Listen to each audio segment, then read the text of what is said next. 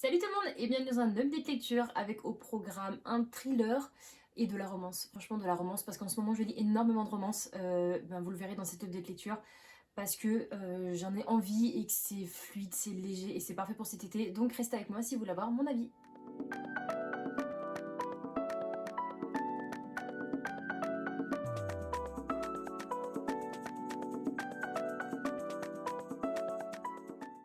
Et je vais commencer tout de suite du coup avec un livre qu'une autrice m'a envoyé, m'a gentiment envoyé du coup, donc je te remercie. Il s'agit de Love Made in Paris du coup, qui est un livre écrit par Jocabel C. Caballero, qui traite bien évidemment de romance. Voilà, je crois que c'est grâce à ce roman que je me suis mis sur la romance sur tout le mois de juillet, on va dire, parce que franchement, j'ai jamais eu autant envie de lire de romance depuis que j'ai lu ce roman-là, et il était juste sublime. Pour la petite histoire, nous allons suivre Is et Alexa, qui sont deux jeunes personnes plutôt différentes et opposées, qui se détestent au premier abord. Is, du coup, est un boxeur. Il va faire une grosse compétition, mais malheureusement, tout se passe pas vraiment comme prévu. La petite amie avec laquelle il est à l'heure actuelle, du coup, le trompe avec son rival de boxe. Voilà, il va péter les plombs, il va se bagarrer, sauf que quand tu te bagarres et que tu es boxeur professionnel, malheureusement tu es suspendu, et en plus de ça il a perdu sa petite amie, donc bref, grosse dépression pour lui entre guillemets. Il tombe très très bas. Et puis à un mariage, il va rencontrer du coup notre jeune Alexa qui, elle, de son côté, sort d'un passé un peu turbulent, on va dire, avec son petit ami, qui était assez violent avec elle du moins. Et tous les deux vont devoir, enfin disons que tous les deux, au fur et à mesure du temps, en fait, ils vont être obligés entre guillemets de se voir parce que tout simplement Alexa a un demi-frère, et ce demi-frère étant est le meilleur ami de Is. Est-ce que vous avez compris? Bref, tout simplement, cette histoire est juste très très bien bienveillante en fait. Il y a eu énormément d'amour à l'intérieur. Voilà, toutes les personnes qui disent ouais, de toute façon les romans ça se finit toujours pareil. Alors oui, on est d'accord. Moi la première, ce que j'ai aimé le plus dans cette histoire, ce n'est pas le côté romance où je sais qu'ils vont finir ensemble, mais c'est ce côté romance où en fin de compte il y a la description des sentiments, il y a la description des personnages, leur façon de changer, d'évoluer avec quelqu'un, par eux-mêmes aussi à certaines périodes. Et ben j'ai trouvé que c'était super bien écrit. Et là dans ce roman on est vraiment sur une plume qui est méga giga addictive, et on est vraiment sur un roman où tout est mis en avant pour que ça nous plaise. On a un chapitre sur Alexa, un chapitre sur Is, donc les points de vue sont, on switch les points de vue et c'est super. Franchement, dans les romans, c'est ce que j'aime le plus parce que se mettre dans la tête d'un garçon, c'est pas super évident. Après, je sais pas s'il pense exactement ce qu'il y a dans les romans, mais une chose est sûre, c'est qu'on a envie qu'il pense pareil, parce que il arrive toujours il arrive un moment dans le roman où le mec est tellement badass et le mec est tellement, on tombe amoureux de lui, tu vois. Et moi, c'est ce qui est arrivé. Franchement, je suis tombée amoureuse de cette histoire d'amour, je suis tombée amoureuse de l'écriture et encore plus de ce dénouement, de la façon dont c'est écrit. Il y a énormément de phases qui sont assez profondes à l'intérieur du roman. Et je vous le conseille, voilà, si c'est une histoire qui se lit super bien, et voilà, je peux que vous le conseiller. Je sais pas quoi dire d'autre parce que franchement je lui ai mis 19 sur 20 sur Livre Addict, j'ai vraiment kiffé la plume. Après peut-être que pour les personnes qui ont l'habitude de lire la romance ça va être banal pour vous. Moi pour le coup c'est vrai que j'en lis tellement peu que quand j'en lis forcément ça reste des coups de cœur ou alors des très très bonnes lectures parce que j'en demande pas trop et ce que j'ai ça me suffit, et là c'était juste super pour démarrer l'été. Et du coup pour cet été, ben forcément j'avais mis des thrillers, donc je vous parle d'un thriller que j'ai lu il y a un petit bout de temps déjà. Il s'agit de Une putain d'histoire de Bernard Minier, que j'ai lu en lecture commune avec un abonné à moi d'Instagram, et franchement j'ai bien fait de le lire en lecture commune avec lui parce que c'est un joli bébé qui fait un peu plus de 580 pages, et voilà, on est sur un thriller assez loufoque, je devrais dire. Pour vous expliquer un petit peu la petite histoire, eh bien nous suivons Henri qui a 17 ans, qui habite sur une île complètement pas déserte parce qu'il y a quand même pas mal d'habitants, mais sur une île un peu plus reculée que la normale, avec ses deux mamans. Et on est sur une histoire qui commence vraiment vraiment fort parce qu'en fait Henri la petite amie d'Henri du coup se retrouve assassinée, donc elle meurt. Après on sait pas si elle a été assassinée, on sait pas si c'est une mort, elle est partie nager parce qu'ils l'ont retrouvée en fait au bord de l'eau quoi, donc ils savent pas si elle a nagé et s'est pris dans les filets de quelqu'un, d'un pêcheur ou autre. Et on est vraiment sur une histoire qui tout le long en fait on nous fait penser à un meurtre, on nous fait penser à un assassinat, donc je pense que voilà. C'est une histoire qui est très très très très écrit, enfin je peux pas dire que c'est très bien écrit parce que je n'ai pas vraiment su. Enfin, j'ai pas bien apprécié l'écriture. Pour moi, il y avait du vocabulaire qui était beaucoup trop vulgaire, assez fréquemment. Alors, c'est mon premier roman de Bernard Minier, donc je ne sais pas si c'est comme ça dans tous ses romans. Si c'est comme ça dans tous ses romans, clairement, je suis pas sûre d'en lire parce que c'est pas ce que je kiffe le plus dans un roman. mais on est sur une histoire qui malgré tout... alors pour moi ce n'est pas addictif du tout, par contre j'ai pas énormément apprécié, déjà les caractères des personnages, je me suis mis tous les caractères à dos je crois. Disons que Henry déjà il est détestable, le mec il a 17 ans, on nous le décrit comme un mec qui est super badass, enfin je sais pas comment dire, en fait on va dire que sur l'île il y a un groupe, une bande en fait qui est super super chaude.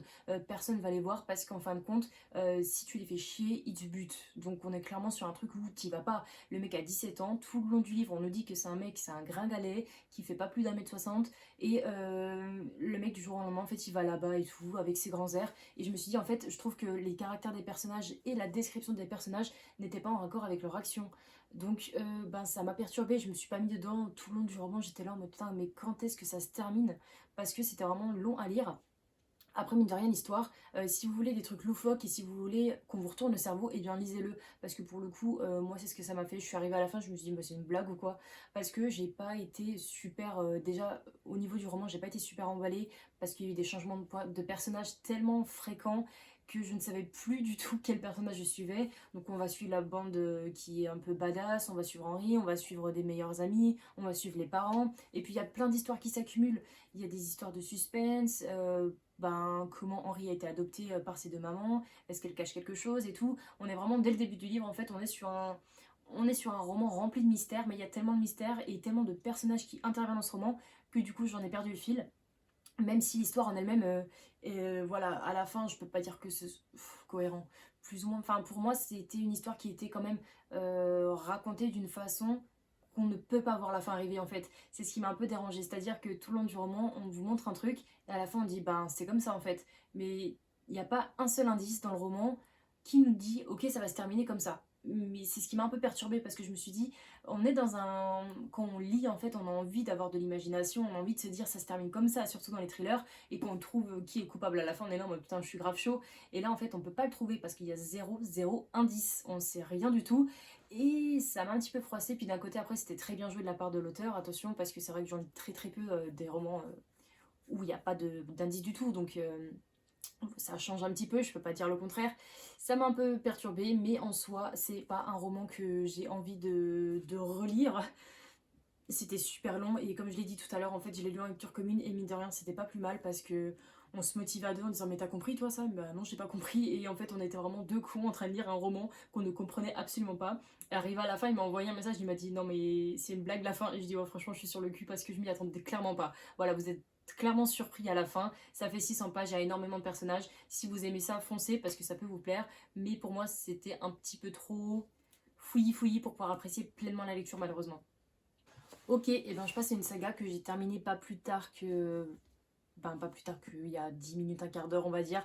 J'ai lu Campus Drivers, mais j'ai pas lu seulement le 1, je me suis enchaînée avec le 2 et même le 3. J'ai lu ça en une semaine, j'étais vraiment beaucoup trop hyper romance.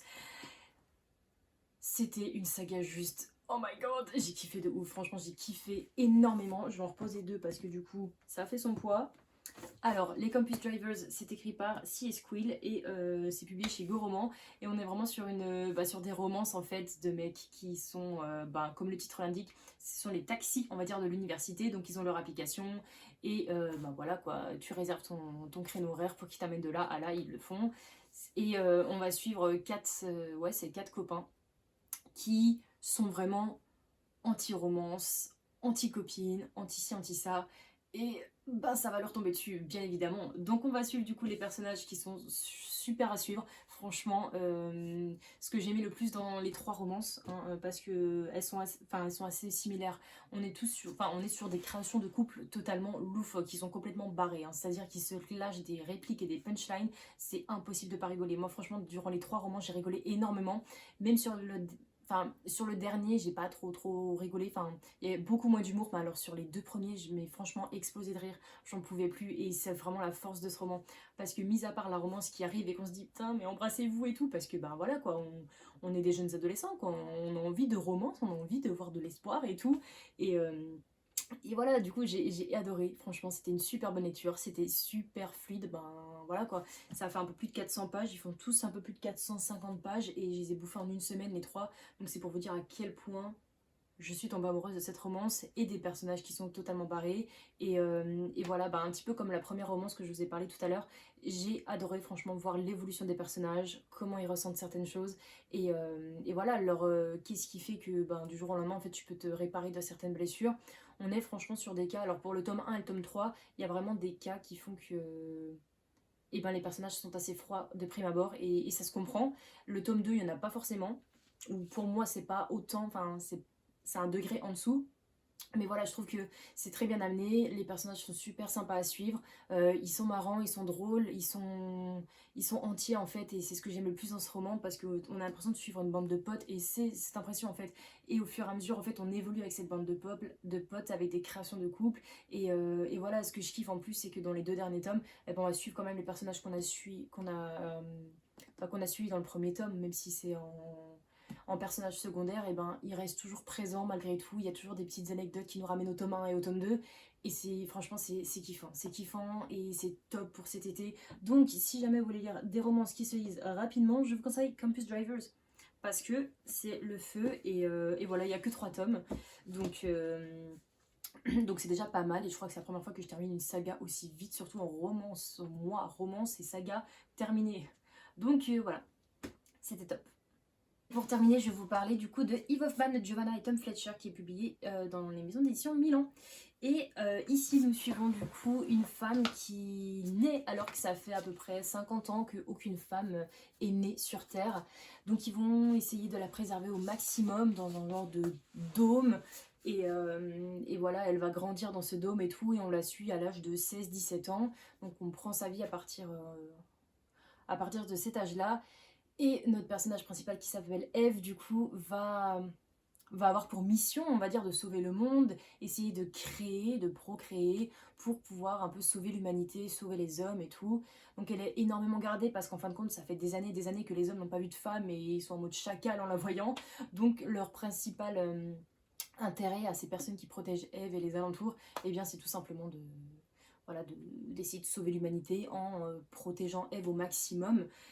Et, euh, et voilà, je m'attendais à énormément de choses dans ce roman. Alors je suis pas déçue, mais je reste sur ma faim, en tout cas sur le premier tome. J'ai trouvé qu'à certains moments, eh bien, c'était vide de sens. On est quand même sur un roman qui a le mérite d'avoir son attention, parce que peut-être qu'un jour ça peut arriver, entre guillemets. Disons que c'est quelque chose qui pourrait nous faire réfléchir. Qu'est-ce qui se passe en fait si un jour il n'y a plus aucune femme qui naisse, et ben on est dans la merde quoi, il n'y a plus d'humains, il n'y a plus rien. Ben, comment on va faire pour s'en sortir? Et malheureusement, dans ce roman, eh ben, je pensais que ça allait être plus basé sur ce côté-là, mais on est basé sur une romance. Et ça m'a fait chier. Voilà, ça m'a fait chier dans le sens où, pour vous dire, en fait, vu qu'il n'y a plus aucune femme qui est née depuis des années, eh bien, ils vont créer un genre de personnage robot en tant que meilleur ami pour Eve. Et ce personnage, eh ben, forcément, il est géré par des hommes, parce que du coup, il n'y a que des hommes qui sont nés. Donc, il va être géré par des hommes de 17, 20 ans et quelques. Et, comment vous dire? Et du coup, ben, on est sur une romance où le robot, enfin la personne qui gère le robot va tomber amoureuse de Eve, et Eve va être en mode kiff-kiff sur lui aussi, alors qu'ils se sont jamais vus. Alors, je peux comprendre le principe de tomber amoureuse de la personnalité de quelqu'un, mais là, c'était trop, enfin, je veux dire, il y a eu trop de trucs en mode je pourrais mourir pour elle, je pourrais mourir pour lui, alors que vous vous êtes jamais vus, s'il vous plaît. Ou alors, ils sont vus une fois dans les couloirs parce qu'il y a eu un truc, et voilà, fin de l'histoire. C'est dommage, franchement c'est dommage, c'est trop porté sur la romance alors que ça méritait son attention plus du côté scientifique et du côté comment on va faire pour le monde quoi. Alors à travers ça il y a quand même énormément de choses qui sont mises en avant dans ce roman, donc je peux pas tout vous dire parce que c'est un roman qui est assez court, qui est écrit gros déjà, donc je vais éviter de vous spoiler tout ce qui se passe, mais je reste sceptique. Franchement, je pensais vraiment apprécier parce que j'ai eu que des avis positifs, et puis en fin de compte, je termine le roman et je suis là en mode ah, bah on verra ce que ça donne sur le tome 2 quoi. Pour vous dire, je ne sais même plus comment se termine la fin. Ouais. Ah oui, c'est vrai. Ouais, bon, bah c'était pas ouf ici non plus. Bref, franchement, je vous le vends très mal parce que c'était pas une déception. Parce que la romance en elle-même, bon, bah voilà quoi, ils font des actions qui sont, voilà, en cohérence avec ce qui se passe à l'heure actuelle dans leur dôme et tout, mais pour moi c'était un peu trop cucu, un peu trop borderline au niveau de la romance, au niveau des actions des personnages. Bah, je suis désolée, au bout d'un moment ta mission c'est de sauver le monde et tout, et le personnage principal m'a agacé, voilà. c'est dit, on balance. Le personnage m'a agacé, même si le mec qui s'appelle Bram était pas mal.